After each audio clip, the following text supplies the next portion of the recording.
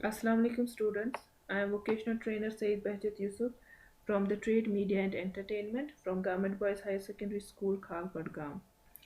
आज के online session को कंटिन्यू करते हुए हम सेकंड चैप्टर से कंटिन्यू करेंगे, that is listening skills. Previous lecture में हमने कुछ टॉपिक्स पढ़े थे, लाइक लिसनिंग क्या होता है, हेयरिंग क्या होता है, लिसनिंग और हेयरिंग में क्या फ़र्क है, स्टॉप टॉकिंग टॉकिंग हमने सीखा था, और prepare yourself to listen हमने पिछले लेक्चर में पढ़ा था। आज के इस लेक्चर में हम put the speaker at ease सीखेंगे, रिमूव डिस्ट्रैक्शन सीखेंगे, एम्पैथी सीखेंगे और बी पेशेंट। ये चार टॉपिक्स हम सीखेंगे। ये चार चीज़ें हमें लिसनिंग में कहाँ पे ज़रूरत आती है।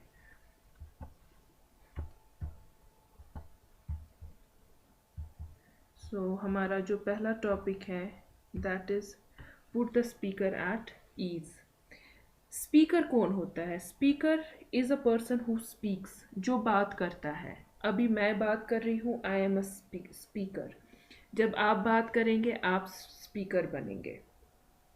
एट ईज क्या होता है? एट ईज होता है फ्री फ्रॉम वरी, और किसी ऑकवर्डनेस से फ्री रहना, रिलैक्स रहना। स्पीकर को हमें हमेशा एक रिलैक्स्ड एनवायरनमेंट देना है, एक ऐसा एनवायरनमेंट देना है जहाँ पे वो विदाउट एनी शाई, विदाउट बीइंग शाई या विदाउट एनी ऑकवर्डनेस जो भी उसका स्पीच है उसे कंप्लीट करे।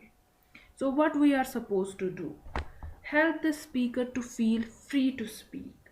जो भी स्पीकर होता है उसे मदद करो कि वो जो भी बोले वो फ्रीली बोले, विदाउट किसी घबराहट के, विदाउट हेजिटेटिंग, विदाउट बीइंग शाय, वो अपना जो स्पीच है वो डिलीवर करे।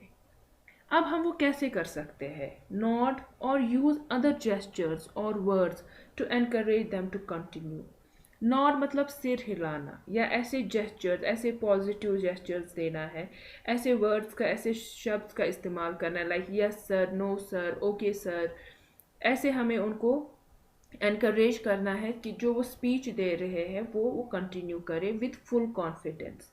Maintain eye contact. Eye contact हमें मेंटेन रखना है, लेकिन बट डू नॉट स्टेयर, घूरना नहीं है। ऐसे हमें आई कांटेक्ट नहीं रखना है कि जो स्पीकर है वो अनकंफर्टेबल हो और वो अपना स्पीच जो है वो कंटिन्यू ना कर पाए।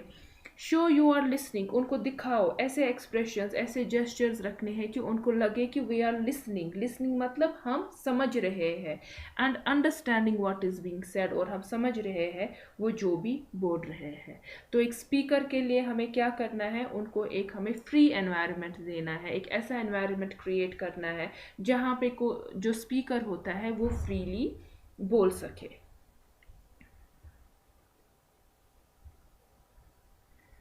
Then another topic is remove distraction. Distractions को हमें रिमूव करना है। ऐसी कोई एक्शन हमें नहीं करनी है जिससे जो स्पीकर है वो डिस्ट्रैक्ट हो, अपने ट्रैक से हट जाए, जो वो बोल रहा है वो डिस्टर्ब हो जाए।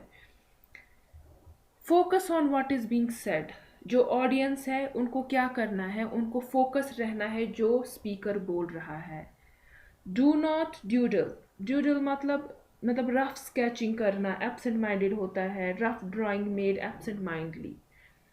शफल पेपर्स, आप कॉपी के पेजेस टर्न करोगे, बुक के पेजेस टर्न करोगे। Look out the window. Look out the window, खिड़की से, यहाँ से स्पीकर जो है वो स्पीच दे रहा है या आपको टीचर क्लास में पढ़ा रहा है और आप खिड़की से देखोगे, आप नाखून चबाओगे, आप आपका हाथ बालों में होगा, आप ऐसे एक्शंस करोगे जिससे जो स्पीकर होता है, चाहे आपका टीचर है या जो भी स्पीकर होगा, वो डिस्ट्रैक्ट हो जाए। उसको ऐसा रिएक्शन नहीं देना है, ऐसे एक्शंस नहीं करने हैं जिससे उसे ये लगेगा कि जो ऑडियंस है उनको टॉपिक समझ नहीं आ रहा है या वो बोर हो रहे हैं, वो इस चीज़ को इंटरेस्टेड नहीं ढूंढ रहे हैं। वो चीज़ें हमें नहीं करनी है। Avoid unnecessary interruption. ऐसी इंटरप्शन नहीं करनी है जिससे क्लास डिस्टर्ब हो या स्पीकर डिस्टर्ब हो। These behavior disturb the listening process. कौन से behaviors like shuffling papers, do not doodle, ये सारी चीज़ें, आप खिड़की से देखोगे, नाखून चबाओगे, बालों को खुजलोगे, आँखों को खुजलोगे, ऐसी हरकतें करोगे जिससे जो स्पीकर है वो डिस्टर्ब होंगे। These behavior disturb the listening process and send message to the speaker that you are bored and distract. आप लोग bored है, आप interested नहीं है, आप लोग नहीं समझ रहे हैं जो आपको बोला जा रहा है. Another topic is empathies. Empathy क्या होता है? Empathy होता है understanding and entering into another feelings. दूसरे इंसान को समझना कि what he wants to say और कि वो किस कंडीशन में है. दूसरे इंसान की बात को समझना उसके लिहाज से, ना कि मेरे लिहाज से. किसी इंसान की फीलिंग्स को समझना उसके लिहाज से, किसी इंसान के किसी पॉइंट को, कोई बात बोल रहा है वो समझना उसके लिहाज से. Try to understand other person's point of view. जो दूसरा बंदा बोल रहा है उसको समझने की कोशिश करो. Look at issues from their perspective. उनके लिहाज से देखना है. ठीक. By having an open mind, we can more fully empathize with the speaker. हमें अपना दिमाग ओपन माइंडेड रखना है, मतलब हर एक चीज़ को एक्सेप्ट करना सीखना है. ऐसा नहीं है कि I am bounded to 3 things, पूरी दुनिया उन्हीं 3 चीज़ों के अंदर घूमे, या मुझे जो सही लग रहा है वही दूसरे बंदे को सही लगे. नहीं, मुझे जो सही लग रहा है मे भी किसी बंदे को गलत लगे, या मुझे जो गलत लग रहा है किसी इंसान को वो सही लगे. तो ऐसा नहीं है कि जो मुझे गलत लग रहा है को मैं सबको रोकूं, नहीं ये गलत है. या जो मुझे सही लग रहा है मे भी मैं गलत हूँ, लेकिन मुझे अपनी जगह वो सही लग रहा है. मैं बाकियों को नहीं बोल सकती हूँ कि हाँ जी ये सही है ये गलत है. हमें ओपन माइंडेड रहना. ओपन माइंडेड मतलब जो दूसरे की सोच है, दूसरे के जो पॉइंट्स होते हैं, दूसरों की जो बात होती है उसको एक्सेप्ट करना कि हाँ इट्स ओके. फॉर एग्जाम्पल अभी हम देखेंगे, ऐसे बोलते हैं वेस्टर्न ड्रेसिंग गलत है, कोई बोलता है हिजाब पहनना गलत है. तो हमें ओपन माइंडेड रहना है. हिजाब को भी एक्सेप्ट करना है, अबाया को भी एक्सेप्ट करो और वेस्टर्न ड्रेसिंग को भी एक्सेप्ट करो. हम किसी को क्लोथिंग या ड्रेसिंग पे ऑब्जेक्ट नहीं कर सकते हैं. What we have to do is हमें ओपन माइंडेड रहना है. If the speaker says something that you disagree with. अब अगर जिसके साथ आप बात कर रहे हो जो स्पीकर है, आप किसी पॉइंट पे डिसएग्री हो जाते हैं, देन वेट, पहले रुकिए, and construct an argument to counter. Argument बनाना है, सोच समझ के आपको आर्ग्यूमेंट रखनी है. To counter what is said, ताकि जो उन्होंने बोला है आप उसको वापस बोल सकते हो. But keep an open mind. यहाँ पे भी हमें ओपन माइंड, मुझे ये नहीं रहना है कि मेरे लिहाज से हिजाब करना सही है तो ज़रूरी है दूसरा बंदा भी करे. नहीं, हमें ओपन माइंडेड रहना है. To the view and opinions of other. जो दूसरे बंदे की व्यूज है, दूसरे बंदे की ओपिनियंस है, उनकी जो बात है उसको एक्सेप्ट करना is being open minded. Be patient. A pause, even a long pause, does not necessarily means that a speaker has finished. जब भी कोई बंदा बात कर रहा है, ठीक, या लेक्चर चल रहा है, तो पॉज इज़ इम्पॉर्टेंट. चाहे ये छोटा पॉज है या लॉन्ग पॉज है, हमें वो वेट करना है. ऐसा नहीं है कि फॉर एग्जाम्पल मैं क्लास में पढ़ा रही हूँ, मैं 2 सेकंड का पॉज दूंगी तो आप लोग समझेंगे बस लेक्चर ख़त्म हो गया, आप उठ के निकल जाएंगे. नहीं, वो एक नेगेटिव एटीट्यूड होता है. A pause, even a long pause, does not necessarily means that the speaker has finished. उसका ये मतलब नहीं होता है कि स्पीकर ने ख़त्म किया है.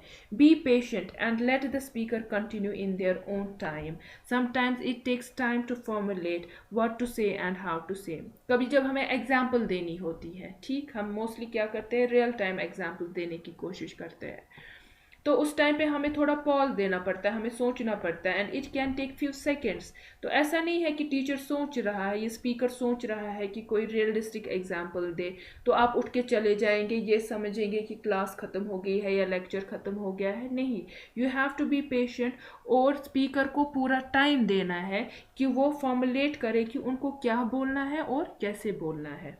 एंड नेवर इंटरप्ट और finish a sentence for someone. कभी भी किसी को इंटरप्ट नहीं करना चाहिए जब वो बात कर रहे होंगे. आई होप आप लोगों को आज के ये टॉपिक समझ आए होंगे कि हमें स्पीकर को एट ईज़ फ्री कराना है, हमें डिस्ट्रैक्शन वाली चीज़ें नहीं करनी है. तीसरा, we have to understand, we have to learn understanding things from the perspective of another person, जिसको हम एम्पैथी बोलते हैं, एम्पैथीज बोलते हैं. And fourth point is be patient. ये 4 चीज़ें आज के लेक्चर में हमने समझी है. In tomorrow's lecture we will continue with some another points. ये जो सारे टॉपिक्स हम पढ़ रहे हैं, इससे हमें क्या होगा, स्किल डेवलप हो जाएंगे। किसके स्किल डेवलप हो जाएंगे, लिसनिंग के। और उससे हमें क्या होगा, जब हम में स्किल होंगे लिसनिंग के, तभी जाके हम एक सक्सेसफुल आउटपुट जनरेट कर सकते हैं। चाहे वो हमारा एजुकेशन सेक्शन हो, चाहे बिजनेस वर्ल्ड हो, चाहे पॉलिटिक्स हो, चाहे घर का हो, चाहे फ्रेंडशिप में हो, जब तक हम कोई बात ना समझेंगे हम एक अच्छी रिलेशनशिप मेंटेन नहीं कर सकते हैं। आई होप आप लोगों को ये लेक्चर समझ आया होगा। Stay home, stay safe, thank you.